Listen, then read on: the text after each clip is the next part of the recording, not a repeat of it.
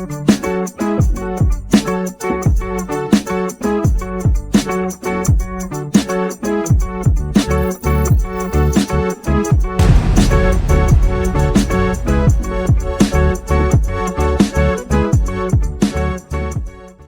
que vous avez l'impression qu'une révolution se prépare? Dans le milieu des diasporas afrodescendantes, on constate qu'il y a de plus en plus d'aspirants à la repatriation et même de nouveaux débarquants. Rien que cette année, en 2023, je pense que entre nous, on a bien une vingtaine de personnes qui sont revenues s'installer juste en Côte d'Ivoire. On pourrait avoir le sentiment que c'est un processus qui est récent. En réalité, déjà du temps des premiers émigrants africains, première génération, du coup, certains étaient revenus. Notre deuxième génération commence également à s'approprier ce processus. On se dirait que ça fait 5-10 ans, en réalité non. Et précisément, aujourd'hui, notre invité, donc Stan, fait partie de ce que j'appelle les précurseurs. Il est arrivé en 2008. Juste pour information, ou pour rappel, on est en 2024. Donc voilà, moi je suis arrivée juste en 2023. Et toi, Donald? Si, 2020. 2020. Donc Stan, aujourd'hui, va pouvoir nous donner, je dirais, une vision de la repatriation sur presque du long terme. Là où beaucoup des personnes que l'on interroge sont vraiment sur une approche beaucoup plus court terme. Ils sont là depuis entre 3, 4, 5 ans. Et Stan est un serial entrepreneur, donc également ce volet de l'entrepreneuriat, de la manière dont il a évolué en Côte d'Ivoire. Et également papa de 4 enfants. Donc on va avoir un petit focus sur la vie de famille à Abidjan. Donc accrochez-vous. On va entendre des choses très intéressantes dans les quelques minutes à venir. Avec grand plaisir, je vous dirai tout. Salut Stan, plutôt j'ai envie de dire Aquabac, et merci d'être dispo pour nous. Aquabac? Aquabac, c'est le nom du média, le nom du podcast. Le média sans filtre qui brise les idées reçues sur la repatriation. Exactement. Alors nous, on a un rituel dans cette émission, c'est des questions mystères. J'ai vu les cartes. Voilà, tu as vu les cartes avec les points d'interrogation. Donc on va demander de tirer 3 cartes au hasard. Ok. Et tu as des questions auxquelles tu devras répondre. Et on va dire que tu as droit à un joker. Ok. Et dans le joker, même si tu n'y réponds pas, faut que tu me dises pourquoi tu veux pas y répondre. Ouais, donc. Quoi qu'il en Il soit. marche pas, le joker. C'est pas un joker. Un joker C'est explicatif. un joker explicatif. Ok. Donc, je commence avec les questions maintenant? Vas-y. Ouais? Allez. Ok. Alors, je vous lis la première. Comment as-tu impliqué ta famille dans le processus de rapatriation? Alors, revenir en Côte d'Ivoire avec la famille, ça n'a pas été quelque chose de compliqué. Ouais. La première fois, j'avais pas de famille quand je suis rentré en Côte d'Ivoire. D'accord. Je suis revenu en tant que célibataire. La deuxième fois que je suis revenu en Côte d'Ivoire m'installer, là j'étais effectivement marié avec une enfant. J'avais une de mes filles déjà. Et la troisième fois que je suis revenu, là j'avais toute la famille. J'étais marié avec 4 enfants. Wow. Donc Mais déjà de faire plusieurs retours, moi j'ai impressionné là. ça a été des moments complètement différents et Ouais. les raisons étaient pas les mêmes. D'accord. La dernière fois qu'on est rentré, donc là il y a maintenant 2 ans, c'était très facile parce que il y avait le Covid en France, on était resté longtemps en province, D'accord. enfin longtemps, quelques mois en province, mais c'était très agréable pendant toute la partie du Covid. Et le fait d'avoir des opportunités ici, de nouvelles opportunités d'affaires et de business sur la Côte d'Ivoire, j'ai dit à mon épouse, ça redémarre, on y va. Ouais. Donc c'était juste le temps d'inscrire les enfants à l'école et enfin, c'est jamais aussi simple ici, mais ça a pas été compliqué du tout. Ma femme étant ivoirienne, Ouais. s'il faut venir à Abidjan, on vit ici, c'est jamais un problème. C'est toujours plus une question d'opportunité, D'accord. parce que on en parlera tout à l'heure peut-être, mais Abidjan coûte cher. Donc en général, quand on est installé sur Abidjan, c'est parce qu'on a ce qu'il faut ici. Donc pour nous, il y avait pas de véritable préparation ou de processus. Même les enfants connaissaient Abidjan, ils étaient venus en D'accord. vacances. Enfin donc c'était pas un big deal à gérer. Le fait de prendre la décision Et le C'est fait une décision de... qui est collective, où il y a une adhésion Ouais. totale de tout le monde. Ouais. On retourne au pays, on retourne au soleil, go. quoi. Ouais, et ça va très très vite. Mhm. D'accord. C'est une décision qui est très rapide. Une décision qui est très rapide. Quand tu parles de tes allers-retours, il y a les paroles de MC Solar qui me reviennent à l'esprit, genre il a Lesquelles? dû disparaître pour réapparaître. Oh, mais il va pas bouger de là, en fait, le gars. Mais vraiment, c'est quand je l'écoute, c'est ça qui lui vient à l'esprit. Ah, j'aime bien la référence. Ah, il est pas mal, hein. Ah, j'aime bien. Écoute ça, je pense. Ah, donc c'était la première question. C'était la première. Donc on Hop. continue sur Deuxième la question. deuxième. Vas-y.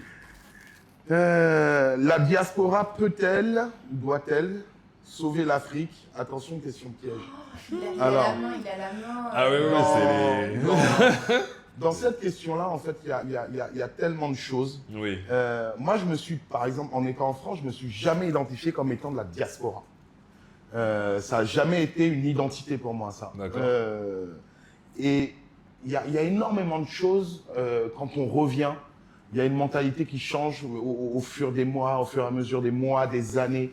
Moi, j'entreprends plus du tout à Abidjan comme j'ai entrepris au tout début quand j'arrivais ici. Ouais. Parce qu'il peut même y avoir, et c'est extrêmement dangereux, mais ça fait partie des leçons à apprendre quand on revient au pays. C'est parfois un pays qu'on a connu jeune, absolument pas en tant qu'adulte, encore moins en tant que businessman ou en tant qu'entrepreneur, puisqu'on est parti souvent un peu plus jeune que l'âge auquel on fait des affaires, et souvent même pas en tant que salarié. Donc en gros, on a des souvenirs d'allocaux, de jeux de foot en bas dans le quartier, etc. Et c'est de la nostalgie Oui. de l'adolescence, etc. Et on revient après avoir travaillé. Alors c'est pas une généralité, mais c'est quand même quelque chose que j'ai souvent remarqué. En étant persuadé qu'on va modifier plein de choses, qu'on va apprendre plein de choses aux gens. Mais ça, c'est faux, ça. Ça, c'est faux. Il faut activer le mode humilité. Ah non, mais... et si on l'active pas, Ah ben, si on l'actualité. l'active pas, il s'impose à nous. C'est vrai. Il s'impose. Mhm. Ouais. Il s'impose. Et Oui, il te rattrape facilement. Ouais, la force Et des de toute choses, façon, la c'est- société te le rend. Elle te restitue finalement cette Tout à fait. posture Ouais. un peu condescendante. À un moment donné, on te bat, Ouais, on te dit ouais. en fait, t'as pas compris, vas-y, pose-toi, c'est prends ça. le temps de réfléchir et C'est ça. La reviens. société et la famille surtout, parce que toi, j'imagine, dans ton cas, tu reviens, il y a la famille qui est là, et je pense que la famille aussi. Oui, il y a la un poids, famille, mais c'était pas la famille pour moi, c'est pas un poids Non, pour ça les va, affaires c'est ou pas un pour poids. mais clairement avec du recul, l'humilité de revenir sur ce qu'on est vraiment, sur le fait que si les gens fonctionnent comme ça, il y a peut-être des raisons. Qu'on vient pas révolutionner comme ça juste parce qu'on l'a pensé dans son petit studio, dans son Ouais. appart à Courbevoie ou à Antony ou je ne sais quoi, penser la révolution tout un pan d'industrie avec une petite application ou avec non.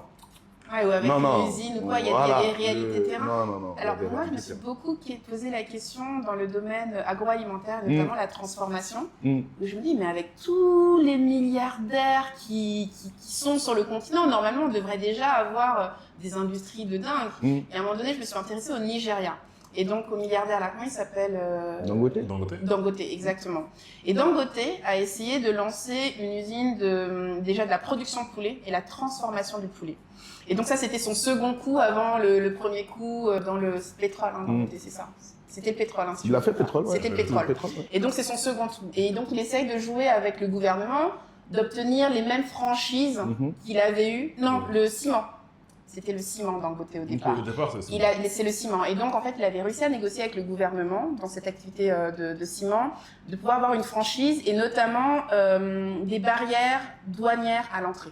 Ok. Donc, ce qui Pour lui a protéger permis le de marché. maîtriser Mm. le marché et donc de pratiquer des tarifs et de grossir et petit à petit, Mm. en fait, de scale up, quoi, Mm. tout C'est simplement. ça. Il a voulu faire le même coup sur le poulet. Là, les gars lui ont dit, tu nous l'as fait une fois, tu ne l'as fait pas deux. Donc, il y va comme tout entrepreneur et en fait, il s'est cassé les dents. Parce que la concurrence du poulet Importé, brésilien, congelé. chinois et tout, a tué le game. Les gens, oui. ils préféraient aller acheter ce poulet-là, dont ils avaient l'habitude d'un point de vue alimentaire et qui coûtait moins cher, Tout à fait. plutôt que de prendre son poulet qui manifestement était plus cher et il était moins du tout dans leurs habitudes. Et quand tu te dis qu'un grand comme ça, en fait, à un moment donné, a dû reculer, tu comprends tout de suite qu'en fait, ça se fait pas si aisément que ça. Il y a des paramètres dont il faut tenir compte. Et oui, faire preuve d'humilité. Parce que la société, de toute façon, va te restituer un autre besoin. Et nous, avec notre logiciel, et moi, la première, je suis dans le tourisme. Donc, je veux dire, je vais pas changer le monde, je vais sauver personne. Peut-être un peu promouvoir l'identité, la culture. Mais avec notre logiciel, on va souvent aller vers des secteurs d'activité dont on a beaucoup entendu parler ou qui nous paraissent évidents, mais sans prendre en compte, en fait, les réalités locales. Et là, il y a des sacrés accidents. Donc, Et puis je te rejoins à 200%. pour beaucoup, c'est pas un métier qu'ils ont appris. Donc, on en voit beaucoup revenir se lancer dans la restauration, ouvrir une boîte de nuit ou ouvrir un hôtel. C'est pas du tout leur cœur de métier. c'est pas du tout leur cœur de métier ou leur expertise avant d'arriver. Donc le poids de la reconversion. Donc en plus, il y a le poids de la reconversion, comme tu dis. On apprend un nouveau métier dans un nouvel environnement avec toutes les aspérités, les spécialités d'Abidjan quand on parle de personnes à gérer, d'employés, il y a tout ça, de formation. Donc il y a quand même beaucoup de sujets pour vouloir revenir vraiment sur un nouvel environnement avec en plus une idée business qu'on connaît pas, qu'on a mal étudié, qu'on comprend mal. Ce que nous, on appelle l'acte 1. On s'en moque beaucoup entre copains. Et on a des actes. L'acte 1. L'acte 1. Je connaissais pas ça. L'acte 1. L'acte 1, c'est ce qu'on a été, nous, quand on est revenu à tout plein d'entrain, avec on a de l'argent, on a plein de croyances, plein de certitudes. Et puis là, il y a un jour, il n'y a plus l'argent, il n'y a plus les certitudes. Et on se regarde et on se dit, on va pas ouvrir des poulets braisés. Et là, on se dit, mais les gars, on revient de loin quand même. Parce que, attends, mais du coup, si tu perds de l'acte 1, j'imagine que c'est une pièce de théâtre qui est en plusieurs actes. Tu sais combien il y en a? Nous, on pense qu'elle est en 3 actes. Ah, d'accord. Alors, voilà. Nous, on pense qu'elle est en 3 actes. Ok. si je puis me permettre, je suis clairement une candidate de l'acte 1. Okay. La Go débarque seule à Abidjan. Elle veut entreprendre dans le tourisme, donc métier de reconversion. Je vais pas dire que je me suis pris une claque, mais il y a des réalités. Je pensais lancer en 3 mois, j'ai lancé en 6 mois. J'ai lancé en disant ouais, non mais c'est une offre révolutionnaire, les gars ils vont tous se jeter. Je dis là, mais en fait ils sont où les gars quoi, tu vois. Alors ça a fini par les prendre. clients. Voilà, c'est ça. Ça a fini par prendre, mais tu te rends compte que rien que les mécanismes de communication. Alors oui, Instagram fonctionne, mais WhatsApp, c'est juste une tuerie. Donc si t'es pas sur WhatsApp, si t'es pas dans les groupes, si t'es pas sur Facebook, et ça c'est des choses que t'apprends sur le terrain, mais du coup qui prolongent ton parcours. Et ce qu'on s'était aussi dit, c'est que en gros une entreprise pour réellement la lancer, la première année t'arrives, t'essayes de comprendre ce qui se passe. La deuxième année t'as à peu près compris et là tu tentes des trucs pour voir si ça fonctionne. La troisième année finalement tu commences un peu à maîtriser ton environnement, comment il réagit à tel et tel stimuli, et donc tu arrives à développer. Ça fait 3 ans. Ça fait 3 ans avec des revenus qui font comme ça. Comme ça. C'est un peu d'espoir, on peut dire sinon. Mais c'est vrai. Ah oui. Et c'est 3 ans d'épargne, c'est 3 ans de débrouille, c'est 3 ans où à un moment donné peut-être, et c'est le choix que j'ai fait actuellement, là je suis en freelance. Je veux pas totalement perdre mon indépendance, mais oui, j'ai quand même fait le choix à un moment donné parce que tu te dis ok, il faut ménager sa monture. Il faut aller le plus loin possible. Donc à un moment donné, tu te prépares parce que j'en ai vu et tu vas sûrement nous en parler qui ont dû repartir parce qu'à un moment donné, c'était vraiment c'était broke, c'était endettement, c'était non là c'est chaud pour nous. Mais il y a plein de raisons pour lesquelles on peut être amené à repartir. Ça peut être une meilleure opportunité sur la France, sur le moment. Ça peut être une crise post-électorale qui vous arrange pas sur le moment. Il peut y avoir plein de choses. C'est clair. Il peut y avoir plein de choses qui nous emmènent à dire hop, allez, on y va. Oui. Hâte que tu n'en dises plus. Du coup, la troisième question. Okay. Allez. Toi qui as la main heureuse.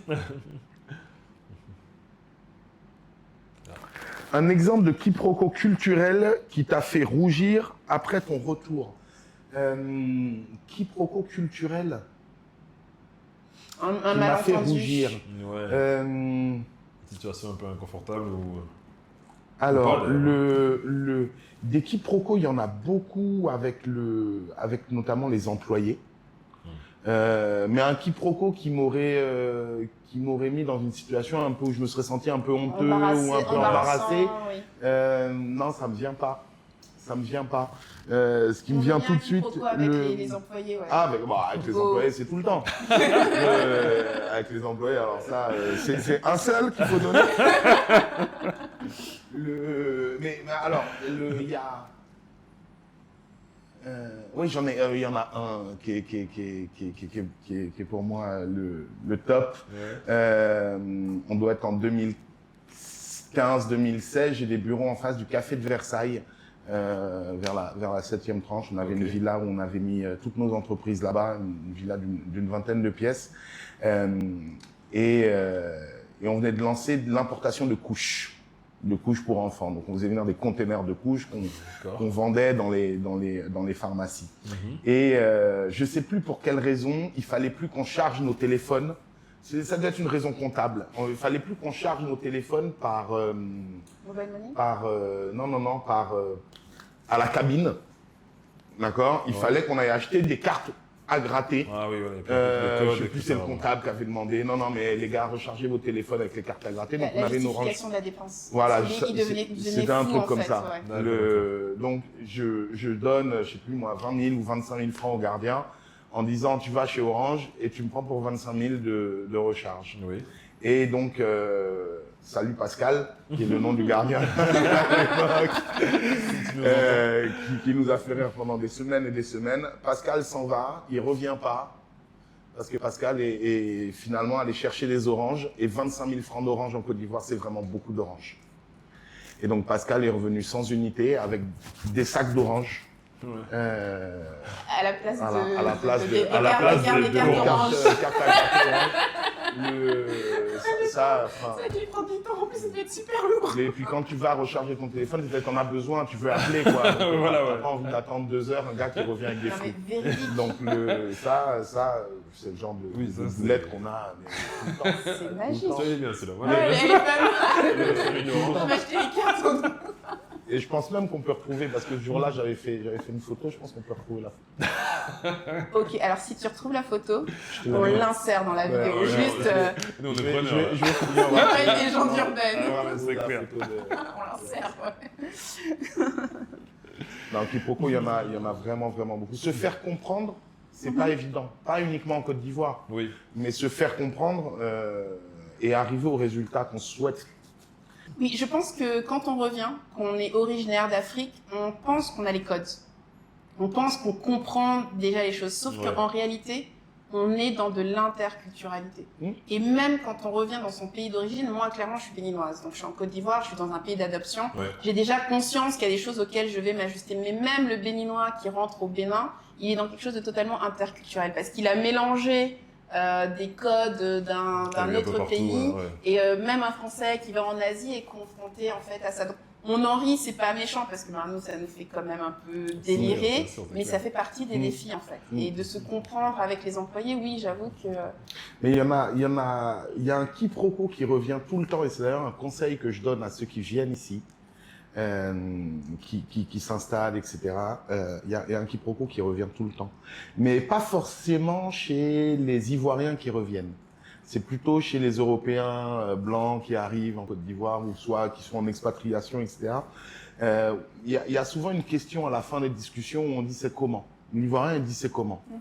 Voilà. Si tu réponds pas à cette question-là, il y a rien qui va marcher. Parce que le c'est comment là, c'est moi je gagne combien dans ton affaire. Et tu peux avoir une série d'entretiens en lancement d'entreprise, etc. Si la discussion elle se termine par ok très bien, t'as tout expliqué. Tout. Et ça finit par c'est comment. Et j'ai beaucoup qui sont venus me voir en me disant mais Stan, je comprends pas. Les gars, on explique tout, le cadre, le lieu, le qu'est-ce qu'on a à faire, le pourquoi, du comment. À la fin, ils me disent mais c'est comment. Et j'ai l'impression de revenir au début de la conversation à dire mais je t'ai tout dit. Mais tu lui as pas dit combien lui va gagner d'argent. C'est ça qu'il veut savoir. C'est ça qu'il veut savoir. C'est vrai. Et le c'est comment est revenu souvent sur la table lors de discussions. en me disant, mais des fois, on repart à zéro dans les conversations. Les gars, je comprends pas. Il me dit, c'est comment? Et donc, à la fin, le gars redit, c'est comment, Mais- en fait? Ça tourne Je en dis, boucle. mais là, c'est le pognon, là. Ça tourne en boucle. Là, il faut qu'il sache Ah oui, combien il non, mais gagne. c'est clairement un code, hein. C'est clairement un code à savoir. Donc, ça. À comprendre. voilà pour les Eh petits ben, propos. super. C'était riche. Et on a appris pas mal de choses. On s'est bien marré aussi. Exactement. Du coup, on rentre dans le vif du sujet. Et je pense Ouais. que le meilleur moyen, parce qu'on a déjà un peu échangé, le meilleur C'était moyen. pas vif, là? Non. Ah non, non, là c'était l'introduction, c'était les appetizers. C'est de te laisser te présenter. Ok, ça marche. Donc, je te laisse la parole. Je m'appelle Stan Blébeau, j'ai 41 ans, Mhm. j'ai 4 jolis enfants, Super. marié depuis maintenant quelques années avec mon épouse. Je compte mal les dates et tout ça, personne m'en voudra. chez moi. J'entreprends en Côte d'Ivoire ou en France depuis quasiment toujours, depuis que je suis en âge de travailler. D'accord, ok. Donc j'ai été sur Bordeaux, Le Havre, Paris, Antony pour la partie je veux dire pour le lycée, la fac et les premières aventures entrepreneuriales et salariées. D'accord, ok. J'ai beaucoup bossé dans le marketing sur la partie française, Mhm. sur des boîtes comme les Pages Jaunes, comme Publicis, voilà, plutôt sur la partie force de vente. Ok. Et puis j'ai voulu rentrer absolument parce que moi j'avais fait une partie de mon adolescence et de ma petite enfance ici en Côte d'Ivoire. Oui.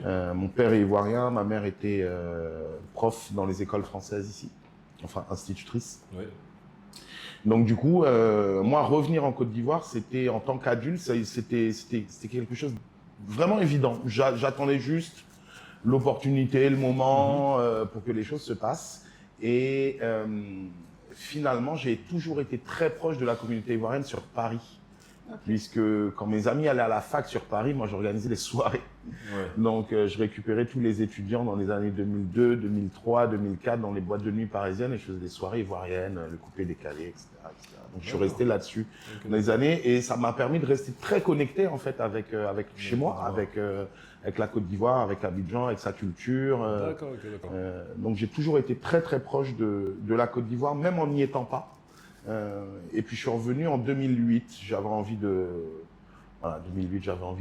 revenir en Côte d'Ivoire. Il y avait une euphorie. Les Ivoiriens étaient très fiers d'eux. Enfin tout se passait bien. On venait en vacances. Il y avait tout C'était se les années passait bien. fastes. C'était top. Tu sentais. Donc là, on est rentré sur cette période-là, 2007, 2008, 2009. Je pense que j'ai au moins une vingtaine de copains avec. On est tous rentrés. Ouais, ce qui On est m'importe, tous on en rentrés. revient à ce que je disais tout à l'heure.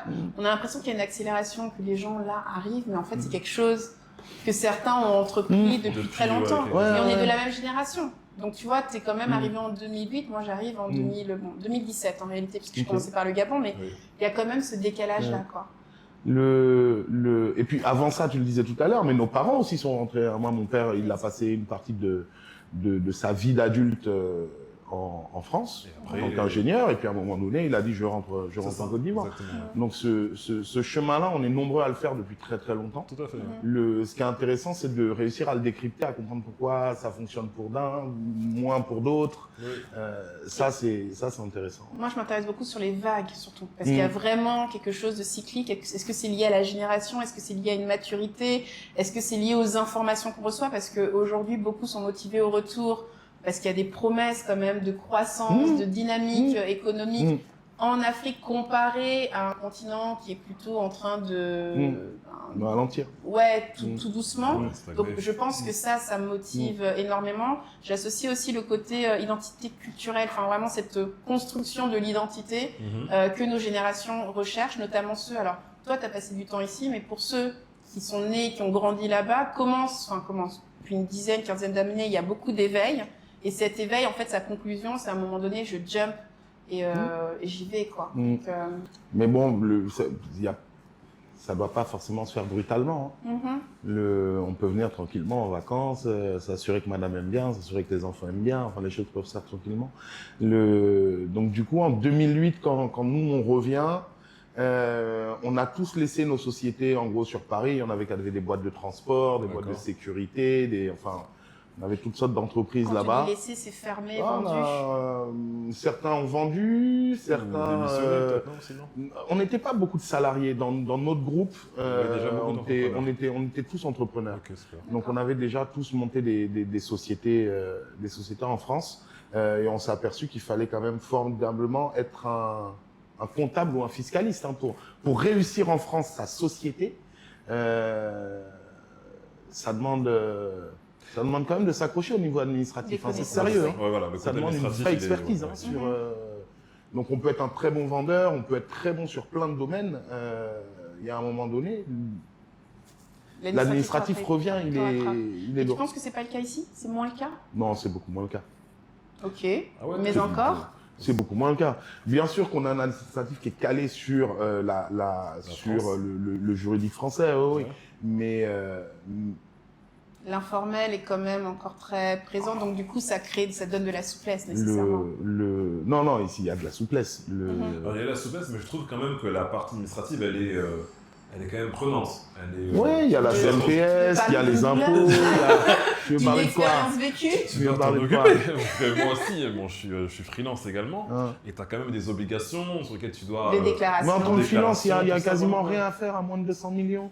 En Il y a fait, ce qui quasiment se rien. passe, c'est qu'il y a des personnes qui viennent Mm. et qui pensent que le système est tellement calqué sur le modèle français Ouais. qu'ils ont tendance à négliger la question des déclarations et du règlement des impôts, surtout Mm. quand tu es au niveau du régime de l'entrepreneur, Ouais, voilà. et qui se retrouvent une année plus tard à vouloir faire certaines démarches. On dit, mais gars, en fait, t'as pas déclaré, t'as pas payé, amende de 1 million. Moi, j'ai eu des retours où il y en a certains qui en a demandé 5 millions. Mais 5 millions, c'est rien comme amende. Oui, mais mais quand quand t'es t'arrives, entrepreneur, 5 quand t'es un millions. petit entrepreneur, voilà, c'est ça, nous on est des... Non, mais... On n'est Non, pas des là- debout. Voilà, c'est ce que j'allais dire. On est des coulés. Ronaldo, Nous, on est des on est coulés. encore allongé, on est encore allongé. tu fais pas tes déclarations. Ouais. Tu attends pendant 1 an.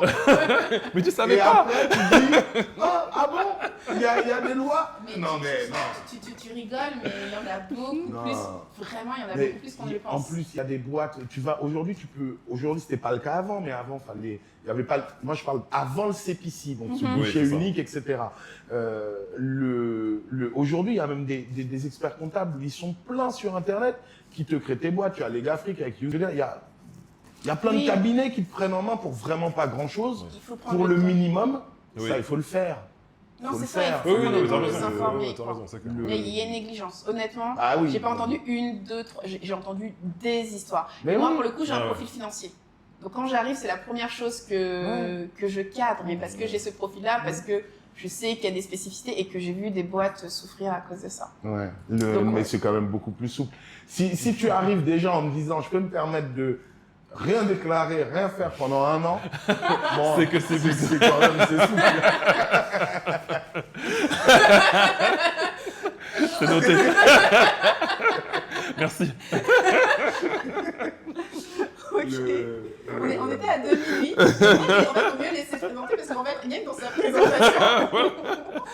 On va avoir des tips Voilà, et les tout. tiroirs, on va cocher les cases. Donc ok, vous revenez, vous aidez vos entreprises, On vous revient, montez des choses ici. on monte des choses ici, et puis on fait tous la même chose. Hein, c'est l'acte 1. On appelle son copain d'enfance ou son cousin, Ouais. et ça devient le gérant, l'expert qui gère au quotidien. C'est l'homme de confiance. Voilà. Donc ça, c'est les éléments communs à tous dans l'acte 1. D'accord. Tu arrives après quelques années, etc. Tu reviens, tu as tes sous, tu veux monter ton affaire, et puis tu mets un gars là, mais qui n'a rien à faire là. Normalement, c'est juste ton pote. Ou c'est ton cousin. Et lui, c'est comme s'il t'attendait. Et là, il te défonce ton affaire. Il va te défoncer ton affaire. Il est cool. Est-ce que je peux me permettre une question? Ouais. Moi, j'ai tiré les leçons des expériences de ma mère. Mm. Parce que ma mère, justement, s'est mise dans ce genre de situation, acheter un terrain, dire qu'on va construire, demander à un cousin de s'en occuper, ou soigner, je sais pas trop qui, envoyer de l'argent, et en fait, la perte. Donc, on a vu nos parents faire. Mm. Comment vous faites pour refaire la même chose? Moi, depuis l'âge de 17 ans, je sais que cousin, Ouais. cousine, frère, Ouais. c'est non, c'est niette. Ben oui, mais alors t'enlèves cousin, cousine, mais t'as pas dit ton pote. J'ai pas dit mon pote. Il restait. Le pote n'était pas Voilà, J'avoue exactement. que- Il y a des donc, en potes, fait, voilà. Même le pote, Voilà. no go. Voilà. Et là, maintenant, t'as tout utilisé. Là, c'est bon. Donc ouais, t'as pas pris le cousin, t'as pas pris la cousine, t'as pas pris T'as pris le l'oncle, pote, mais t'as ouais. pris le pote. C'est ça. Voilà. Il Et va là, être loyal, c'est mon poteau. Bah oui, parce que tu as besoin de confiance, tu as Ouais. besoin de loyauté, tu as besoin d'être Bien. sécure avec un. Tu te rends compte que tu ne maîtrises pas tout, mais ton pote il maîtrise encore moins que toi en vrai. Et en fait, donc, Tu non. vois. Donc vous êtes deux nuls. Deux nuls avec trop d'argent pour faire des choses. Forcément C'est un ça. vrai de vous. Hein. Ah, Il a déjà fait la lune. Il n'a pas notre temps. Il n'a pas notre temps. C'est pas la fin de nous donner tes secrets. Donc, hein. et là ça pose un problème. Donc l'acte 1 se termine. Bah, oui, soit à ce moment-là, si on s'en rend compte vite. Ouais. Moi, je m'en suis pas rendu compte très très vite. J'ai insisté un peu. Mhm. Et puis finalement, à l'époque, j'avais confié un bar, resto, salle de billard avec des chambres d'hôtel, etc., Ah. etc. C'était ça la première affaire. Ok. Bon, ça a duré 6 mois. Mais enfin, c'était ridicule. Combien de millions de Gucci, c'est pas Bon, indiscret? oh, 15-20 millions de perdus. Ouais. Mhm. Tout n'a pas été perdu, puisqu'après il y a eu revente, etc. Mais de manière comptable, au moment où je prends ma décision, ouais, il manque 30 000 balles. Il manque 30 000 euros. Mhm. Quand même. Ce qui est pas énormissime, mais ce qui est assez pour se dire qu'il y a un problème. Voilà. Ouais. Ce qui est assez pour se dire qu'il y a un problème. Et donc après ça, je décide de faire quelque chose tout seul et je lance des sites internet, location de voitures sur internet, donc des plateformes de location de véhicules. Je crée une boîte qui s'appelle Abidjan City. Et là, chose étonnante, à l'époque sur Google, il y avait personne. Avis, Hertz, enfin toutes les boîtes de location de voitures étaient nulles en ce qu'on appelle en SEO. Ok. Donc moi j'avais trusté toutes les premières pages, enfin toutes les premières positions de Google dès qu'on faisait location de voiture avec chauffeur à Abidjan. T'apparaissais en premier. À l'aéroport, partout, enfin tout ce qui était shuttle, location de voiture. Donc j'étais tout seul avec mon téléphone et puis ça sonnait 30-40 fois par jour, on veut une voiture, on veut une voiture, on veut une voiture. Donc on allait récupérer après avec d'autres copains les voitures chez les tontons, on prenait les chauffeurs et puis on louait les voitures, sans bureau, sans voiture, sans rien. Ah ouais. Et ça a bien fonctionné pendant quelques années. Ouais. Ça a bien fonctionné pendant quelques années. Abidjan City, ok. Donc après ça, on a 2011. Il se passe bien entendu beaucoup d'autres choses. Hein. Il se passe vraiment d'autres affaires, plein d'autres choses. Mais après ça, il y a 2011. 2011, c'est un moment, avril 2011, qui est pas sexy pour Abidjan. Où là, ça commence à se mettre dessus très sérieusement. Moi, je suis en Côte d'Ivoire, j'ai pas envie de partir. Mes affaires sont là. Ouais. Ça commence à chauffe. bien se passer Ouais, en ça- fait au niveau business pour moi. Donc je me dis non, je bouge pas. Et puis ça va passer. Ouais. Cette crise électorale là, ces élections qui n'en finissent pas et on se met dessus, etc. Ça va passer. Donc Ouais. on s'enferme à la maison et puis on se dit que ça va passer, puis ça passe pas. Ouais. Et puis ça passe pas. Et puis les banques sont fermées, les pharmacies sont fermées. Ça dure quelques jours où il y a des demi-oignons à 2000 francs, à 3000 francs, enfin des prix de barjo dans la ville. Okay. Bon, après c'est pas lui, on décrira pas les situations qui ont été vécues même autour de ces immeubles-là et dans ces immeubles ici, mais ça a été un moment traumatisant pour Abidjan et pour la Côte d'Ivoire et pour ses habitants. Et finalement, moi, je reçois un coup de fil qui m'oblige à partir. On me dit, Stan, faut que tu partes. Il faut que tu partes là tout de suite. D'accord. Donc, j'ai des amis bien introduits qui me disent, Stan, il faut que tu partes. Ouais. T'es pas le premier en fait à avoir eu ce type de coup de fil et, Ouais. et en avoir témoigné en fait. Moi j'ai eu au Donc- moins 2 personnes qui m'ont dit la même chose. Ouais. Et eux en fait, c'est les enfants qui sont partis. Les parents sont restés Ouais. parce qu'ils pouvaient pas, mais les enfants doivent être évacués. Donc, Ouais. ouais. Ils m'ont- Donc l'armée française avait des points de décollage à Blaise Pascal là, enfin c'est D'accord. là qu'ils venaient chercher. Et je dis non, je vais pas, moi je reste chez moi. etc. J'y vais pas. Donc ça insiste et là je reçois un coup de fil de celle qui deviendra mon épouse après, qui dit bébé, on vient de m'appeler, il faut vraiment que tu partes en fait. Et ton nom est sur une liste, faut que tu te barres. Mais mon nom il est sur une liste, pourquoi Elle me dit, Stan, t'es en train de faire du transfert d'argent, les banques sont fermées. Tu fais de la pub sur Facebook, vous arrivez pas à envoyer de Western Union à Abidjan. Tu comprends pas ou quoi? Tu arrêtes, Stan. Tu vois? En fait, tu comprends que le gars, il a continué. Les pharmacies sont fermées, t'as du stock de médicaments chez toi en pagaille. Enfin, voilà, arrête. C'est pas du jeu d'entreprise, là. Faut que tu te casses. Mais ce qui veut dire que pour en arriver là, indépendamment de la crise, c'est que tu avais vraiment compris comment se faisait le game. Parce qu'on est dans une situation de crise où tout le monde est perdu. Et donc, tu arrives à actionner tous les systèmes au point d'être l'homme à abattre. Ah ouais, quand même. Pour certains, ou peut-être qu'ils voulaient piquer le pognon, les médicaments que j'avais sécurisés. Oui, c'est possible aussi. Enfin, les gens étaient... À ce moment-là, c'était un peu... Donc, en gros, on me dit part. Ouais. Donc, moi, j'ai pas envie, mais finalement, j'appelle une société de sécurité privée qui... à l'époque, il y avait des transferts à l'aéroport, c'était à peu près 400 000 francs. Le 12 avril, vous vouliez aller à l'aéroport, vous payez 400 000 francs en CFA. Alors que c'est un trajet de 10 000 francs en taxi. Voilà. Enfin, en fonction d'où on est, ça peut être moins que ça. Wow. Donc, j'appelle une société de sécurité privée et puis je demande à être emmené à l'aéroport. Entre-temps, on force un peu partout pour que j'ai un billet d'avion parce qu'il faut pas que je reste. Il en rit. C'est dingue, Faut pas que je reste. C'est dingue. Et donc on appelle un peu à gauche à droite, on passe quelques coups de fil, on avait du monde chez Air France dans les agences et tout, machin, etc. Et puis on dit c'est bon. Donc je suis à l'aéroport et puis finalement à l'aéroport on me dit c'est bon tu décolles, voilà ton billet, etc. Et là je rentre et le lendemain matin, j'ai des gars qui viennent chez moi, Kalash, qui cassent tout, qui viennent chez mon père, qui cassent tout, qui me cherchent. Et puis après ça, ils comprennent que je suis plus là, que je suis pas là. Donc mon père finalement n'a pas de problème, mais se fait convoquer après 2-3 fois dans les officines, dans des officines, etc. Enfin, bon, les choses se sont finalement très très bien déroulées, très bien passées. Mais c'est vrai on a parfois ce truc-là, on voit une aspérité, on voit tout de suite un business. Oui. Et ça, c'est un jeu.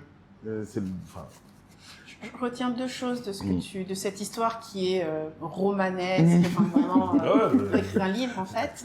La première chose, c'est que tu as vraiment bien compris ton écosystème et c'est la clé du business, c'est la clé de la survie. C'est-à-dire qu'à un moment donné, peut-être, il faut savoir pivoter, il faut savoir réajuster. Donc ça, c'est la première chose que j'entends. La deuxième, je viens de l'oublier. Du coup, parce que l'idée était tellement intelligente que... On refait, mais c'est vrai que ça amène et ça m'a amené à faire énormément de choses. Oui, voilà. Je me souviens, lorsque je pars, est-ce que je faisais déjà ça? Non, je pars, donc en France, 2011, je reviens 18 mois ou 24 mois plus tard et j'ouvre des Airbnb sur Palmeraie. Parce qu'en fait, je m'aperçois que tout le monde est bloqué en Côte d'Ivoire sur Airbnb parce qu'il fallait PayPal ou une solution que personne n'avait en Côte d'Ivoire. Donc, il fallait être français ou avoir un compte en France pour pouvoir faire du Airbnb. 6 mois plus tard, on avait 40 Airbnb. Bah oui. Donc là, on dit quoi, 2014? Ouais, c'est ça. 2014. Ça m'est revenu ce que je voulais dire. Alors, je sais que tu n'es pas Madame Irma, mais est-ce que tu penses qu'une situation d'instabilité telle que vous avez connue 2010-2011 est encore possible aujourd'hui? Enfin, c'est difficile de dire oui ou non. Mais non, mais la question, elle est simple. Est-ce que c'est possible? Oui, madame. Okay. On a Poutine et Macron qui se mettent dessus. Société de sécurité. Moi, je déménage à Cocody, je viens en zone 4. Je veux dire, c'est encore possible. Bien sûr. Bien sûr, en fait, mais c'est même en France, c'est possible. Oui, c'est possible partout. Même en France, c'est possible partout. C'est possible partout. Nous, quand on est arrivé ici en 2020, forcément, on est arrivé au moment des élections présidentielles et on nous a dit qu'il y avait un risque. Mais forcément, après, les gens te disent, bon, la Côte d'Ivoire ce serait bête vraiment de repartir dans un... Voilà, mais déjà en Côte d'Ivoire, on n'a pas envie. Les gens n'ont pas envie, donc c'est pour ça qu'il y a beaucoup de choses, il y a plus à perdre, voilà.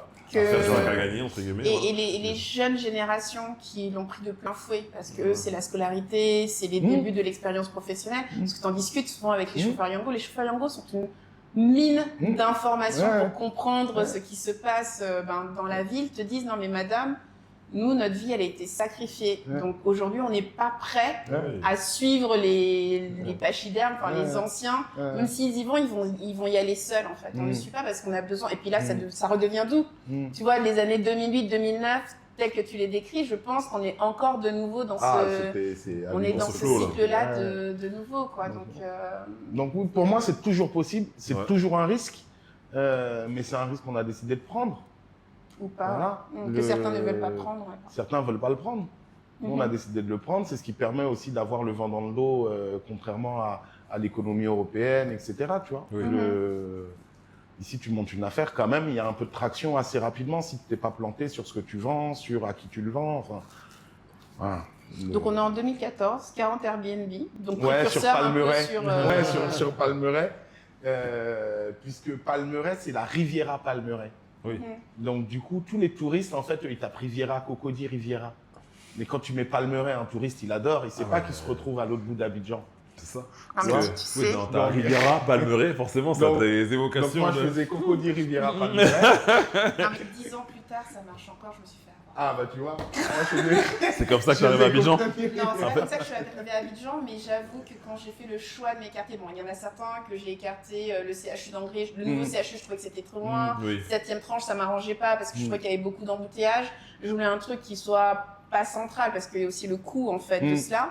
Mais Riviera Palmeraie, quand je fais, ouais, ça fait chic. Ça fait chic. Mais oui, parce que ça claque comme nom. Non, mais je mentirais. Tu réalises, en fait, c'est ça. Non, mais je t'assure que dans mon raisonnement, il y a eu de ça. Et moi, tous mes apparts étaient titrés comme ça. Tu vois? C'est-à-dire Cocody, Riviera Palmeraie, appartement, machin. C'est des trucs. Et pourtant, c'est un quartier qui est relativement excentré. Ah Aujourd'hui, bah oui. Abidjan, c'est totalement. Bon, Non, mais c'était le bout. Il y a 10 ans, Palmeraie, c'était le bout d'Abidjan. T'imagines? Il y a 10 Et ans. ça marche encore en 2024. Bah, tant mieux pour eux. Enfin, pour les naïfs comme moi. Mais c'est rigolo, quoi. Ouais. D'accord, ok. Donc, t'avais tout tagué comme ça, et donc, les gens. Les gens venaient. D'accord, Ok. ok. Et puis là, il s'est passé quelque chose de génial sur cette histoire-là, c'est que j'avais des jeunes que j'avais formés sur comment accueillir les personnes quand elles arrivent à l'aéroport, etc., etc., etc. Il y en avait notamment deux jeunes garçons qui ont fait la différence et qui ont compris vraiment cette gestion d'appartements meublés très, très au sérieux. Ouais. Et puis un jour, quand même, ça me gratte derrière la tête, j'ai un doute. Je leur dis, je leur laisse trop de latitude à ces deux jeunes-là. Je suis sûr, ils volent trop. Ah oui, non, c'est vraiment, tu penses beaucoup. Quoi. Je pense qu'ils volent trop. Je pense pas qu'ils piquent un peu. Non, je pense qu'ils volent trop. Donc, je dis, OK, on va leur rendre visite chez eux. Et là, donc j'appelle le premier en disant, ouais, tu viens, hop, je veux voir chez toi. Je suis ton patron, je veux voir chez toi. Ça, c'est des choses qu'on ne peut pas faire en France. On se retrouve au tribunal devant les prud'hommes directs. Il me dit, ah, patron, qu'est-ce qu'il y a? Je dis, non, il y a un truc, c'est louche. Juste à la maison, je veux voir quelque chose. Le petit, il ouvre la maison. Il avait un petit studio, tu vois. Les canapés, les tapis, les télés, son frigo, sa vaisselle, tout venait de mes meublés. Tout. Jusqu'au tapis de douche. Ça venait de tes... Ça veut dire que C'est rééquipé. les gars, ils se sont équipés en prenant une pièce, jusqu'à... Je dis, mais il manque des frigos. Comment vous avez fait pour avoir un frigo? Comment il manque un frigo? Comment il manque des télés? Donc finalement, à la police, ils ont fini par expliquer que quand j'envoyais le matériel en réparation, il y avait parfois plusieurs appareils en réparation. Donc du coup, moi, je rachetais un frigo ou une télé en stock tampon et donc ils tapaient dans ce qu'il y avait en réparation. Et donc comme ça, en fait, j'ai deux gérants qui ont rééquipé complètement leur meublé. Donc on ne se rend pas compte de où ça peut venir. Dès qu'on a un doute, dès qu'on a... Faut checker. Ils sont forts. Faut checker. Ils sont forts. Parce que t'es pas en train de checker ton mobilier toutes les 30 secondes. Mais pas des frigos. Ouais, Tu te dis pas qu'on t'a piqué des t'a frigos piqué ou un des canapés. Ouais. Tu te dis pas qu'on t'a piqué des canapés. Bah, c'est clair. Tu vois. Donc il y a eu Airbnb, mais c'était vraiment une belle époque. Et puis sur Palmeraie, à cette époque-là, les loyers étaient très bas. Quand tu dis très bas, un deux chambres salon. Ah bah aujourd'hui ça va être 400 000 400, sur 450, ça ouais, va sur la être Palmeraie. voilà. moi, je l'ai touché deux fois moins cher que ça à l'époque. Donc, sur du Airbnb, il n'y avait aucun problème. Ce qui confirme bien, en fait, on le sait tous, mais tu vois, là, on a des échelles de valeur sur la croissance des loyers à Abidjan. Ouais. Moi, personnellement, je pense qu'il y a un peu de gentrification et que les diasporas, les expatriés, les étrangers n'y sont pas pour rien. Ouais. Parce qu'on te dit que dans le même immeuble, sur le même palier, il y a un gars pour le même appartement, il y en a un qui va payer 300 000 et l'autre en face va payer 600 000. Oui, donc finalement, le marché se dit, il y a quelqu'un qui est prêt à payer 600 000. Oui. Ouais. Ça, c'est complètement possible d'être dans un immeuble, d'avoir des loyers complètement différents. Ça dépend de quand on est venu. Parce qu'en fait, les propriétaires augmentent les loyers des apparts à chaque fois qu'il y a une sortie. D'accord. Oui. Donc, si vous êtes dans une rue, par exemple, mais c'est pareil avec les villas, hein, vous êtes dans une rue où il y a 10-15 villas, vous êtes arrivé il y a 10 ou il y a 15 ans, les petites villas sur la Riviera 2, par exemple, à côté de chez Alpha Blondy, c'est des villas qui coûtaient moins de 200 000 francs à louer en 2008. C'est des petites villas, hein, mais c'était moins de 200 000. Et ça s'arrête quand? Ça doit être 600, 700 000 maintenant, une petite villa là-bas. Alors du coup, la question, c'est ça s'arrête quand? Enfin, la bulle, on a bien une bulle. Au bout d'un moment, ça va exploser, je pense. Moi, hein. Bah, je sais pas, tu sais, on disait la même chose. Les gens ont tendance à dire, par exemple, pour Paris, ça s'arrêtera jamais, en fait. Il y a des petites périodes de creux avec des pertes de 10, 15, 20%, puis après, ça. Si on veut tous aller au même endroit. Oui, en fait, c'est ça. Et qu'on est tous prêts à mettre 1000 euros, et puis quand on a tous mis 1000 euros, il y en a un qui il est prêt à mettre 1005. Oui, on va continuer. Oui, non, mais t'as raison, tout à fait. Parce que lui, il veut pas aller plus loin, il veut pas aller à 20 minutes, il veut pas aller à 15 minutes, il veut être là. Bon. Ça va continuer tout ça. Oui, tant que la demande sera là, de toute façon, le marché suivra. Bien, donc raison de plus de dire venez maintenant, parce que dans 5 ans, ça sera peut-être 4, 5, 6 fois plus cher. Et je pense pas que les salaires occidentaux vont être multipliés par 6 d'ici là. Donc le temps de se préparer et de revenir, automatiquement, ta marge de manœuvre, elle va être... Mais quand on veut faire quelque chose, c'est toujours maintenant. C'est joli ça. Tu veux faire quelque chose demain, c'est déjà on aura trop tard. C'est déjà trop tard. Il y aura d'autres personnes qui auront pensé et qui t'auront doublé. Donc c'est maintenant. C'est une très bonne philososie. Bien sûr. Ok, on en fait quoi de ces 40 meublés du coup finalement avec finalement, je m'aperçois que ça devient la mode, que tout le monde commence à avoir des Airbnb, etc., que les loyers augmentent. Donc moi, je peux pas en avoir plus. Je commence même à en avoir beaucoup moins. Donc finalement, j'arrête. Et je me retrouve à être un concierge pour les organisations internationales, comme certains services pour la Banque africaine au développement, pour l'ONUCI encore à d'autres époques, ou pour l'Organisation internationale du cacao. C'est une époque où énormément d'organisations internationales sont venues s'installer à Abidjan et où elles avaient toutes besoin d'avoir un chef pour leurs opérations, pour leur installation, pour lever des problématiques locales qu'elles ont toutes. Et donc, du coup, fallait organiser un dîner gala pour 3000 personnes en 15 jours ou en une semaine parce que les prestataires ont lâché. C'est ça. On l'a fait 3 fois de suite. Enfin, voilà, avec vraiment des demandes de tout type. Et donc là, j'ai fait de la prestation pour les organisations internationales. Mais ça, après, c'est pareil, 2017, j'ai dû partir. Donc là, je vais faire une pause à Paris. Pause. Là, je vais faire une pause. La tête chauffe. Là, je vais faire une pause. Il faut se cacher un peu. On doit être en 2016 ou 2017 par là. D'accord. 2017, ouais, 2017, par là. Donc là, je fais, Abidjan, t'as poussé aussi ça, quand même. Mes gars, ils me disent, Stan, t'as poussé. Donc, mouvement rapide à Paris, la tête chauffe. La tête chauffe. Je rentre à Paris, ma femme et mes enfants restent ici, ils me retrouvent un peu plus tard. Je sais pas encore ce que je vais faire, moi, à Paris. Hein. Donc, finalement, je retrouve vite quelques idées. J'emporte des containers d'Atchéké, de Placali à Rungis. Ah ouais? Fallait trouver quelque chose à faire. Les gars, c'est la définition normale. Il retombe bien sur ses pattes. Fallait trouver quelque chose à faire. Donc, du coup, je commence à importer des produits, du cancan, enfin, de toutes sortes de choses comme ça pour la diaspora. Hein? On essaie de leur vendre cher. Donc, et puis, je me rends compte que dans ce game-là, il y a aussi de grands garçons qui sont installés, qui sont là-bas. Il y a de vrais professionnels qui sont déjà sur le sujet. Ouais. Ça n'empêche pas, on reste dessus pendant quelques temps. Et finalement, je fais venir ma famille avec moi sur la Normandie, puisque je reste plus sur Paris, je vais en Normandie, je fais venir ma famille. On s'installe en Normandie, tout se passe bien, et puis Covid. Ok. Et puis Covid. Donc Covid, bloqué à la maison, ordinateur, téléphone. Ouais. Le seul truc qui fait qu'on a le droit de bouger, etc., c'est parce qu'on livre de la nourriture. Donc on livre du plat gagnant, on livre de la Donc finalement, en fait, dans le bon filon. il y a plus personne sur les routes, sauf des camions à Stan qui livrent de la tchéké Donc là, tu à nous Nantes. refais une 2011 et là, on je t'appelle m'éclate. en te disant Stan, faut que tu quittes la France. Non. Et là, on s'éclate pendant toute la partie du Covid, là, à livrer les supérettes en province D'accord. avec des produits que je fais venir d'ici. Ah, jusqu'en province. Hein. Mais, Ouais. Et les produits arrivent quand même encore parce qu'à ce moment-là, il y a quand même des tensions au niveau Il y a des retards. Il y a des retards. Tu vois, il y a des retards, mais ça vient. D'accord. Il y a des retards, mais ça vient. Et puis, entre-temps, moi, j'ai pris un entrepôt avec une chambre froide sur Paris, etc. Enfin, sur la région parisienne, pas sur Donc Paris. un pied dans l'agro. Donc un pied dans la distribution des produits agro. D'accord. Et puis on est un petit peu sur la fin du Covid, et là j'ai des sociétés qui s'installent en Côte d'Ivoire qui m'appellent par des relations et qui me disent Stan, on a besoin de quelqu'un sur Abidjan pour fixer. Donc fixer en start-up, c'est régler un ensemble de problématiques sur l'ensemble des services.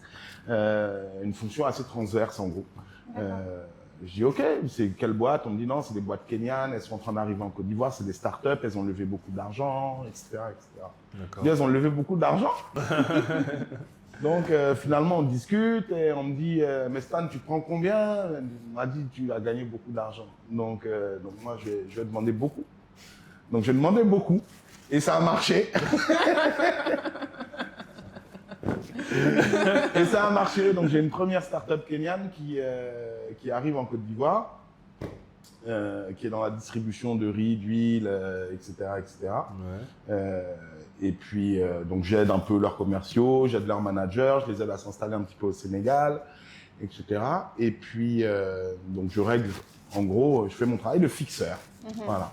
Il n'y a pas de sucre, il faut ouvrir du sucre. Je vais à la frontière de la Mauritanie, il y a du sucre. Je fais descendre ça sur le Sénégal, il y a du sucre. Voilà. Donc je fais mon job et tout se passe bien. Et puis là, j'ai leur concurrent qui lève de l'argent, une start-up encore, qui lève de l'argent et qui dit il nous faut Stan. Ah bon? Mais là, tu parles de start-up ivoirienne. De start-up kenyanes qui s'installent en Côte d'Ivoire. Qui s'installent en Côte d'Ivoire. Donc, ok, les Kenyans qui comptent dans le top 4 des pays qui lèvent le plus de fonds, en fait, mais qui viennent finalement le dépenser Ben ici. oui, en partie. En partie, en tout cas, partie. qui investissent ici. En partie. Donc, je dis ok, je suis ouvert à la discussion, on discute. Moi, j'ai bien compris. Ouais. Je tape fort. Donc là, ils me veulent pas en tant que consultant, je demande un gros salaire, etc. Ils me donnent. On règle leurs problèmes, on travaille, et finalement, on travaille très bien. On monte les équipes, on fait ce qu'il faut. Bon, après, ces boîtes sont ce qu'elles sont, hein. Ouais. Mais on fait le job, et je suis remarqué par certains investisseurs en start-up qui finissent par me dire, mais Stan, on a un vrai sujet, on a un vrai projet pour toi si tu as envie, en dehors de ces feux de paille kenyans, etc. Il y a quand même de vrais sujets. Il y a un startup studio qui ouvre, on recherche des cofondateurs avec des projets que vous allez pouvoir porter vraiment vous, entièrement. Tu deviens associé, est-ce que ça t'intéresse? D'accord. Bah, c'est quoi l'industrie que je suis censé révolutionner? Donc il me propose un ensemble de projets, mais il me dit il y en a un quand même, c'est de l'agriculture, je pense que ça va te plaire. Et donc c'est comme ça que je rencontre Thomas Gianetti, qui est mon associé, Okay. et qu'on fonde Jolly. Donc c'est des investisseurs qui m'ont présenté le M Studio et qui m'ont présenté Thomas. D'accord, ok. Excuse-moi, avant d'engager la partie M Studio, si tu me permets, on peut parler un peu de l'écosystème dans les startups. Aujourd'hui, la Côte d'Ivoire est quand même perçue comme un pays très dynamique. Pour autant, pour ma part, moi, je m'étonne des performances en matière de levée de fonds. Alors, clairement, déjà, tu as le top 4, ils sont loin derrière. Et puis, même dans les pays de la zone franc, En fait, tu as le Bénin, c'est le petit Bénin, là, le Rikiki Bénin, qui lève comme 77 millions, suivi du Sénégal qui a 44 millions, et je parle de l'année 2023, donc c'est des chiffres assez récents. Tout à fait. La Côte d'Ivoire qui a 17 millions et le Cameroun qui suit. Et donc là, en fait, moi, il y a une espèce de dichotomie entre ce que je perçois et de ce qui se passe réellement sur le terrain. Et en fait, c'est quoi le game ? Je vais donner un élément d'information supplémentaire, c'est qu'en fait, dans l'écosystème startup, il y a quelque chose qui est extrêmement important, c'est la tech. D'accord. Donc, les pays comme le Sénégal, qui, il y a déjà quelques années, ont poussé sur leur startup, ont poussé sur la tech, sur les développeurs, etc. En fait, ça a permis au Sénégal de rayonner dans cet écosystème startup ouest-africain beaucoup plus facilement. Et c'est le cas aussi du Bénin. Tu vois, on peut se dire que c'est beaucoup plus petit. Oui, mais la tech et les entrepreneurs qui vont déployer cette tech-là est extrêmement importante. Et les initiatives gouvernementales. En fait, c'est vraiment les gouvernements qui, effectivement, avec la zone, alors je ne me rappelle pas les noms exacts, mais il y a Semecity. Oui, effectivement, il y a un certain nombre de hubs technologiques qui sont développés. Et ça compte. Nous, notre loi startup, elle vient de sortir. Et ça a été poussé par le CI20 notamment, qui est le CI20, ça n'a pas 10 ans. Oui, c'est tout récent. C'est des fondeurs de start-up qui ont dit, bon, écoutez, il faut qu'on aille défendre notre affaire et qu'on pousse un petit peu plus fort et qu'on entende parler de nous et que on fasse bouger les lignes. Donc, tout ça, c'est très récent. Ce qui fait que tu as cette impression de... Mais la Côte d'Ivoire, finalement, c'est assez petit en termes de start-up. C'est que l'écosystème, il n'y avait pas grand-chose dedans jusqu'à maintenant. Par contre, ce qu'il y a là maintenant, ça commence à devenir sérieusement costaud et à intéresser fortement les investisseurs. Parce qu'on a des environnements où, du coup, les entrepreneurs sont accompagnés, où ils vont pouvoir sécuriser aussi leur investissement par le fait que il y a des incubateurs, il y a uniquement il y a le cadre juridique qui va bien, etc. Donc là maintenant, je pense que la Côte d'Ivoire est prête à cartonner. Donc on refait le point en 2024 et on voit si on active le mode humilité ou pas. Non. Ok. Ils n'arrivent pas à désactiver ce mode-là. L'éclairage est intéressant parce qu'il y a des personnes qui aujourd'hui veulent venir investir dans ce secteur-là et cherchent à comprendre aussi comment ça fonctionne, pourquoi est-ce qu'on a ces niveaux-là. Donc très clair. Merci. Non, et puis là on a eu de belles on a de beaux grands frères en start-up, tu vois. On a Jamo qui est là, on a Julaya qui est là. Il y sont. Oui, il y en a voilà. Qui sont et il faut des premiers de cordée. Voilà. Ah ouais. Du coup, les gars, on est derrière, on arrive. Et notamment Jamo, je sais que lui, il a une vraie volonté de dynamiser. Régis a vraiment une volonté de dynamiser finalement ce secteur et même de donner de sa personne en fait, de faire du parrainage, de l'accompagnement et tout. Il donne vraiment de son temps. Et tu vois, la stat dont tu as parlé, elle est intéressante parce que moi, je savais pas que la Côte d'Ivoire était un peu à la traîne. Non. Et pourtant, moi, la perception que j'en ai, c'est qu'il y a une course à la levée de fonds. J'ai l'impression qu'aujourd'hui, tout le monde cherche je veux lever, c'est comme si c'était devenu le sport numéro 1. Pourquoi moi j'ai cette perception-là? Et est-ce que c'est une bonne chose au final de courir vers la levée de fonds? Est-ce que c'est un passage obligé? Alors, je vais compléter sa question, c'est que il y en a certains qui ont fait des grosses levées et qui se sont crachés, j'ai envie de dire, dans les 2 jours, mais c'est pas vraiment dans les 2 jours. Aussi, Donc du coup, c'est quoi le vrai game? Alors, il faut bien comprendre que l'écosystème startup est différent de l'entrepreneuriat en PME, ce que moi j'ai toujours fait. Tu fais de la PME, tu travailles avec ton argent ou celui des associés et puis tu avances. Dans le cadre des startups, c'est quand même très très différent.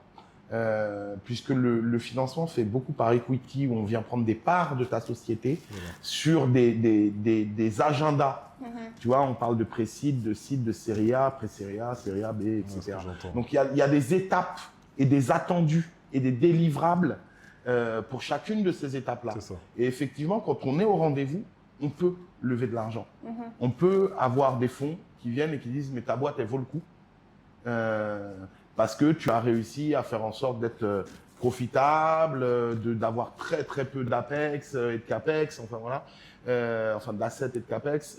Donc il y a plein de raisons qui peuvent faire qu'aujourd'hui, notamment la tech, on peut se retrouver à avoir une boîte. Nous, c'est ce qu'on fait là dans le fruit et légumes avec Joly, où ça va être très très compliqué de passer derrière nous. Parce que le niveau de tech qu'on est en train de mettre dans notre histoire, il est phénoménal. Alors, go, parle-nous de Joly et du M Studio. Belle transition. On est parti. Alors, Joly, c'est, comme je vous ai dit, c'est Thomas Gianetti et le M Studio et Stan Blebo qui sont associés et qui cofondent Jolie, c'est une plateforme d'approvisionnement pour les restaurants. Ok. Donc, on va permettre aux restaurants, aux restauratrices d'avoir leurs produits frais livrés directement à la cuisine. D'accord. Voilà. L'idée de Jolie, c'est ça. Ok. Après, on dit ça, en général, ça dit pas grand-chose parce qu'on se rend pas compte de la douleur que c'est que de s'approvisionner quand on est restaurateur en Côte d'Ivoire ou sur un pays émergent. Il n'y a pas Rungis, il n'y a pas Métro qu'on peut connaître dans d'autres. Oui, ouais. Donc, c'est-à-dire qu'il faut aller à 3 heures du mat dans un endroit où il n'y a pas de lumière, où potentiellement il pleut, de l'insécurité, de la boue, pour trouver des produits, s'ils sont présents, dont on ne connaît pas les prix à l'avance. C'est ça. Enfin, c'est juste ingérable. C'est chronophage en plus. En plus, ça prend beaucoup Ça de prend temps. beaucoup de temps. Et le moment où vous allez quitter le marché central, c'est le moment où toute la ville va au plateau. Parce que le marché central, c'est à Djamé, Oui. en grande partie. Donc, en fait, vous vous retrouvez dans un truc où, mais, comment vous allez aller préparer à manger pour vos clients avant midi, quoi. Donc, c'est un gros point de douleur, à tel point que dans les restos, il y a des fonctions, des gens qui sont chargés de faire ça. Ok. Donc, mais ça, il faut être restaurateur en Afrique pour comprendre ce point de douleur-là, en Pour fait. savoir, tout à fait. Et donc, on s'est rendu compte qu'effectivement, après avoir interviewé énormément de restaurants et après avoir testé ça, que l'approvisionnement, notamment en produits frais, parce que c'est par ça que nous, on a souhaité commencer, par les fruits et légumes, était un vrai sujet pour tous les restos. Et les restos, il y en a plein. Et tu dis restaurant et hôtel d'ailleurs. Resto, Partout, hôtel, on fait, cantine, on prépare à manger. partout où on prépare à restauration manger, collective. même les allocodromes. Voilà. Même les allocodromes, même les petits maquis en bord de route, etc. On les livre. C'est ça. Enfin, on les fait livrer. Et donc, tu Donc- disais beaucoup de tech recrutés, Ouais. de bons devs Ouais, en c'est- Côte d'Ivoire. C'est extrêmement important. C'est facile. Non, c'est pas évident. Mhm. C'est pas évident parce qu'aujourd'hui en Je Côte sais, hein, d'Ivoire. parce que mon site, Ouais. mon site internet est encore en berne. Ah, Je suis au le- 3e dev. Mais un site internet, à la limite. Non, mais j'exagère, mais c'est juste pour te dire, parce Ouais. que j'ai pas Ouais, besoin voilà. d'un niveau Ah, de ouais. développement de fou. Ouais, Mais, mais c'est tu quand galères même, quand j'ai même. conscience Ouais. de. Mais je te de la donnerai deux, difficulté. trois contacts. Bon, ben voilà, cet épisode a été utile. Je suis ravie. Merci. À la prochaine. Ouais, go. Donc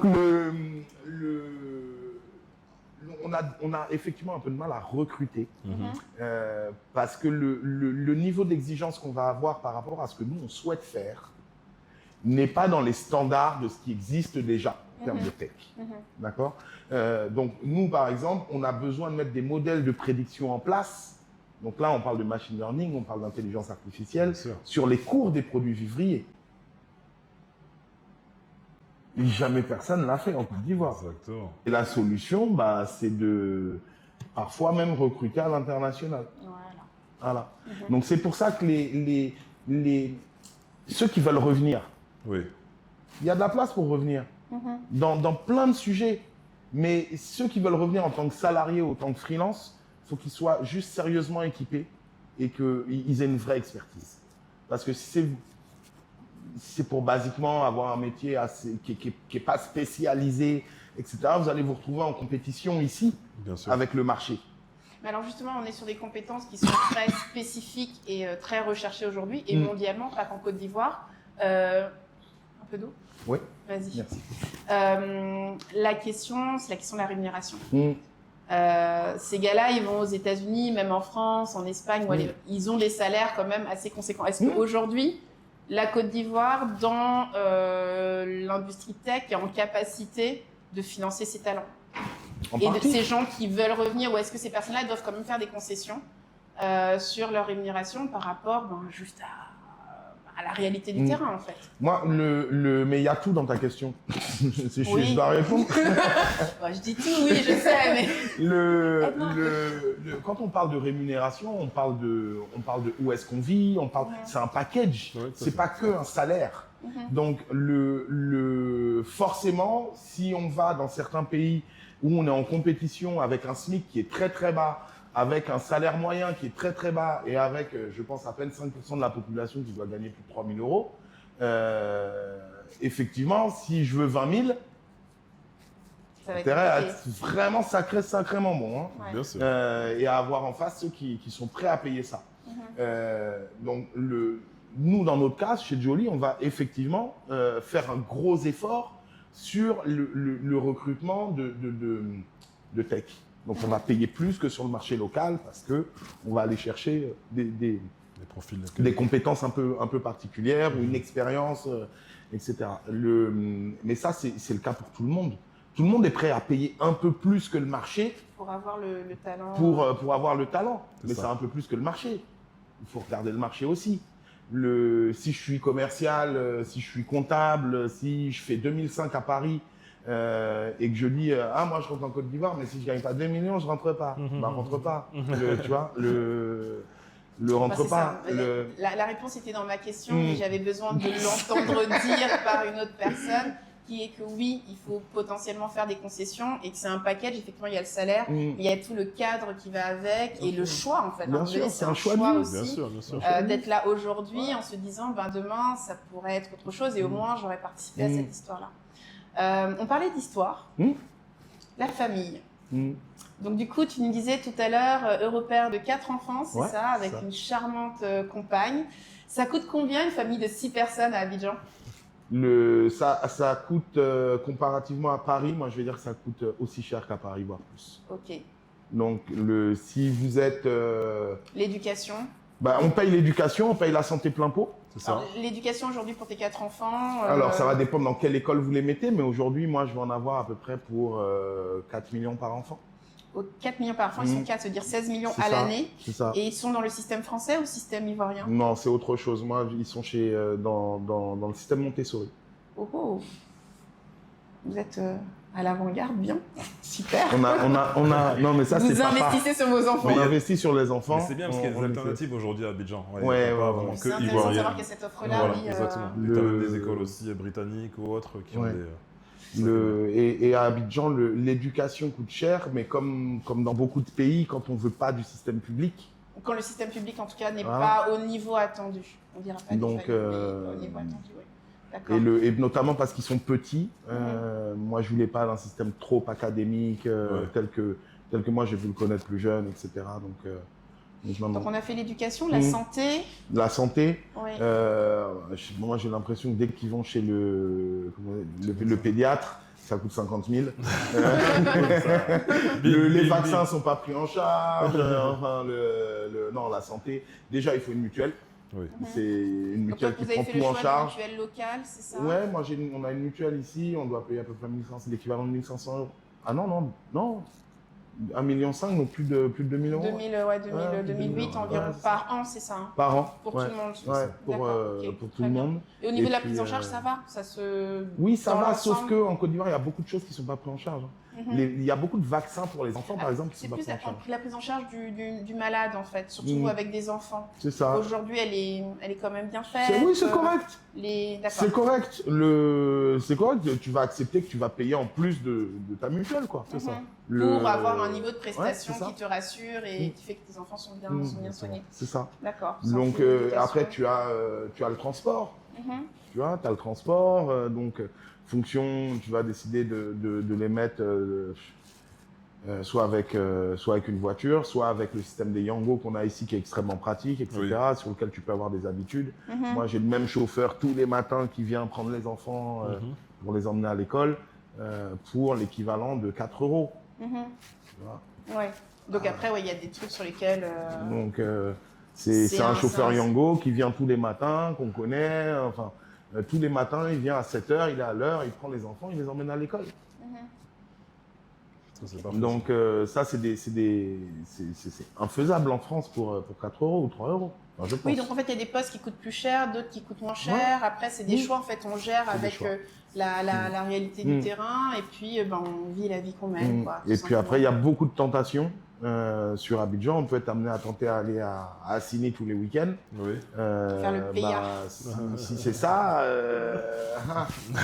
ça peut piquer très vite. Hein. Ça peut être un gouffre. Voilà, ça peut piquer très vite. Hein. Donc, Abidjan est une ville où il y a quand même de belles choses à voir, de belles choses à faire. Après, quand on vient en famille, il faut équilibrer. Et savoir ce qu'on cherche. Équilibrer, savoir ce qu'on veut. Très bien. Écoute, merci beaucoup. Parce que là, je pense qu'on a vraiment fait le tour. Ce qui est intéressant, c'est qu'on a vraiment suivi ton parcours professionnel pour obtenir... donc, on a vraiment un fil conducteur. C'était riche, c'était marrant, c'était formidable. On finit rapidement En fait, on est un peu masochiste Quoi, sur les une bords. question sans joker? Ah, voilà. On est un peu masochiste sur les bords. Donc, l'exercice qu'on t'a infligé tout à l'heure, tu vas pouvoir tirer 2 cartes. Ok. Une sera destinée à Donald et l'autre sera la mienne.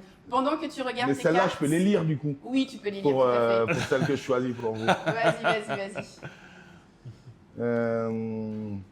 Les 3 piments ne sont pas des bons indicateurs, hein, ne t'y fie pas. Ah, je regardais même pas ça, tu Ah, vois. bah, tant mieux. Hop, Il avait son choix. ouais, allez. C'est marrant, hein, les deux. Une gentille et une moins. Tu peux les Tu lire. peux les lire, tu peux Ah, les c'est lire. moi qui les ouais, lis tu peux les lire, tu peux les lire. Donc, c'est quoi une répatriation réussie? Une repatriation réussie pour moi, mais déjà c'est une repatriation dans laquelle tu te sens bien, Ouais. où t'as pas l'envie de repartir de là où tu viens. Et ouais, donc c'est important pour moi, ouais, tu te sens bien, bon, forcément, on va dire socialement parlant et aussi économiquement parlant. Et où tu passes du bon temps et tu arrives à prendre soin de soi, parce que pour moi c'est prendre soin de soi. Moi, je dirais que c'est un peu les arguments pour moi qui pourraient me dire j'ai réussi ma repatriation. Quoi? Non, c'était sa question. C'est ça que c'est? Je sais pas sur quoi je vais tomber. Une anecdote, une situation qui a mis tes nerfs à rude épreuve. Écoute, je vais te parler d'une expérience hier. Donc, j'étais sur le rond-point qui amène au niveau du péage. Et tu sais, souvent, les gens, ils conduisent comme des dingues. C'était un peu bouché et tout. Donc, tu avais un gros Pajero qui mettait la pression à un petit Yango. Et le petit Yango, plutôt que s'attaquer au gros Pajero, il est venu frotter, en fait, ma voiture. Donc, il a gratté. Il commence à partir. Donc, je le suis, je klaxonne. Et sur le rond-point, il y a quand même 2 flics. Donc on s'arrête, on commence à regarder, je fais non mais franchement on fait un constat et tout, là ma voiture elle est abîmée, vous êtes en faute, vous êtes sorti de votre couloir et les flics ils étaient là. Il y en a pas un qui s'est levé pour venir voir ce qui se passait, pourquoi, comment et tout. Non mais vraiment ils prenaient juste le soleil pendant 10 minutes. Et donc, c'est ça, peut-être en pause? Longue pause. Et ça, c'est vrai que c'est quelque chose qui m'interpelle beaucoup à Abidjan, où il y a des moments où on va t'arrêter, toi qui es en règle pour tout, et puis au moment où t'arrêtes, tu vois un gars qui est en train de rouler à contresens sur le boulevard François Mitterrand, tu te dis mais qu'est-ce qui se passe en fait? Donc cette partie-là, ouais, moi, m'a un peu choquée, et puis ça s'est fini comment? Le gars a pris sa peau de chamois, un peu d'huile de frein, puis il est venu frotter mon truc parce qu'il avait potentiellement pas d'assurance, qu'il voulait pas gérer ça et tout. Non, les Yongo en général, ils sont assurés. Mais par contre, ta rayure, elle va revenir. Elle va réapparaître? Ah bah oui, si c'est juste de l'huile de frein, vous avez mis dessus, ça va revenir. Ouais, au bout d'un moment, ça va. Ça, c'est ce qu'on fait sur les voitures de location quand on les arrête un peu, mais 2 jours après, ça se voit. Et il connaît les Je me vis. suis vraiment fait avoir, quoi. Donc, ouais, non, mais la naïveté, 2.0, formidable. Mais non, mais tu sauras que tu remets de l'huile tous les 2 jours sur ta portière. Ouais, je vais refaire la peinture, Voilà. tout simplement, calmement. Voilà, une expérience un peu contrariante où tu te dis, bon, à un moment donné, le système, les personnes qui sont là pour te protéger, en fait, au moment où tu as besoin d'elles, ne sont pas toujours là. Et j'ai trouvé ça dommage.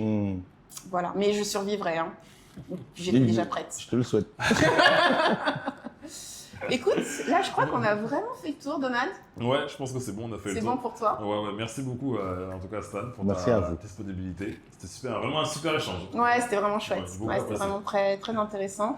Et du coup, vous, comme d'habitude, le message est le même. Abonnez-vous, activez la cloche, retrouvez-nous sur toutes les plateformes podcast et sur votre plateforme préférée notamment. Et puis surtout, pensez à mettre des commentaires, à avoir des retours d'expérience, réagissez. Parce que l'idée pour nous, c'est vraiment de produire du contenu qui vous parle aussi et qui nous permet d'interagir. Donc, à très bientôt. À très vite. À très bientôt. Aquabac, osez la repatriation en toute sérénité. Yes. Pan, pan.